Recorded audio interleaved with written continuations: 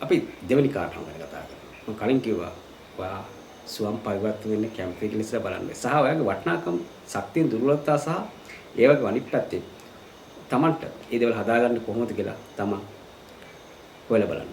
ඒ වගේ අනිත් එක තමයි මේ දේවල් හොයාගත්තට පස්සේ Tamanගේ අරමුණ මොකක්ද? ඒ අරමුණ තමයි වැදගත් වෙන්නේ. මොකද ඒ අරමුණ තමයි අපිව අපේ ජීවිතේ ඉස්සරහට අරගෙන. ඒ අරමුණ තුල තමයි මේ අපි ගමන් කරන්නේ. එහෙනම් අරමුණ තුලට යන්න මම උඩ කිව්ව කාරණා ටික ඔක්කොම බලන ගමන් තමන් බලන්න තමන්ට තියෙන ඇත්තට මොකක්ද තමන්ගේ අරමුණ? අරමුණ ගොඩාක් තියෙනවා. හැබැයි තමන්ට ළඟා කරගන්න පුළුවන් අරමුණ මොකක්ද කියන එක හැම වෙලෙම තමන් ගොළුවේ තියාගන්නවා. අපිට බොහෝ අයගේ ප්‍රශ්නේ තියෙන්නේ අරමුණ කියන දේ හරියට අඳුරගත්තේ නැති. සමහර කට්ටිය අරමුණු මාරු කරනවා. මම උඩ කිව්වා තමන්ට තියෙන ශක්තිය මොනවාද? තමන්ට තියෙන දුර්වලතා මොනවාද? ඒ වගේම අනිත් පැත්තේ තමන්ට තියෙන අඩුපාඩු මොනවද? නැත්නම් තමන්ට තියෙන වැරදි මොනවද කියලා මම අඳුර ගන්න කියලා කලින් කිව්වන්නේ එහෙයින්ද.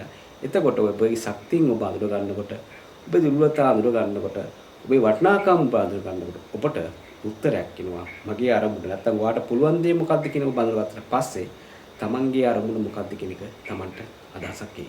ඒ අරමුණ පැහැදිලිව තියාගන්න. ඒ පැහැදිලිව තියාගත්තට පස්සේ තමන්ට පුළුවන් ඒ වෙනුවෙන් තමන්ගේ ස්වයං පරිවර්තනය වෙන්න. ඒ වෙනුවෙන් වැඩ කරන්න. මේ පැහැදිලි ඉලක්කය අවශ්‍යයි. ඔබේ ජීවිත ඉස්සරහට යන්න. අපි පළවෙනි කොටසෙන් කතා කරන්නේ අන්න ඒ කාරණා දෙක විතරයි. අපි ඊළඟ කොටසෙන් අපි කතා කරනවා ඉතුරු කාරණා ගැන. එහෙනම් ඔයාලා රැඳී හිඳී කියලා බලාපොරොත්තු වෙනවා අපේ YouTube channel එකත් එක්ක. එහෙනම් motivation for life එහෙනම් ජීවිතේට තමයි මේ හිතන්න දේවල් හිතන්න පාඩම් ටිකක් කියලා දෙන්නේ. ඉතින් ඔයාලා මේක subscribe කරන වගේම අනිත් පැත්තෙන් ඔයාගේ යාළුවෝ අතර බෙදා ගන්න.